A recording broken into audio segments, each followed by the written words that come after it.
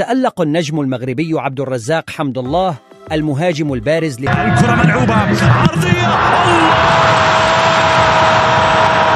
فريق اتحاد جدة بشكل لافت خلال المباراة التي جمعت فريقه بنادي الرياض في سهرة مسائية من يوم الخميس، وذلك ضمن منافسات الجولة الثالثة من دوري روشن السعودي للمحترفين.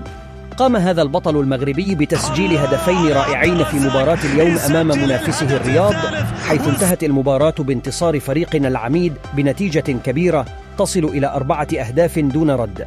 وكان الهدف الثاني لفريق اتحاد جدة من نصيب عبد الرزاق حمد الله الذي نجح ببراعة في تسجيل هدف من ضربة جزاء ليؤكد مهارته وتركيزه العالي في تلك اللحظات المهمة. ولكن لم يكتف بهذا الإنجاز فقط، بل تمكن من تسجيل هدف ثالث ساحر من خلال مقصية مذهلة أظهرت اتقانه التام للتسديد. ومن خلال هذه الإنجازات المميزة استحق عبد الرزاق حمد الله أن يتصدر قائمة هدافي دوري روشن السعودي للمحترفين برصيد مميز يصل إلى 4 أهداف، وبهذا يفصل هدف واحد فقط بينه وبين منافسيه مالكوم دي أوليفيرا من نادي الهلال وروبرتو فيرمينو من نادي أهلي جدة.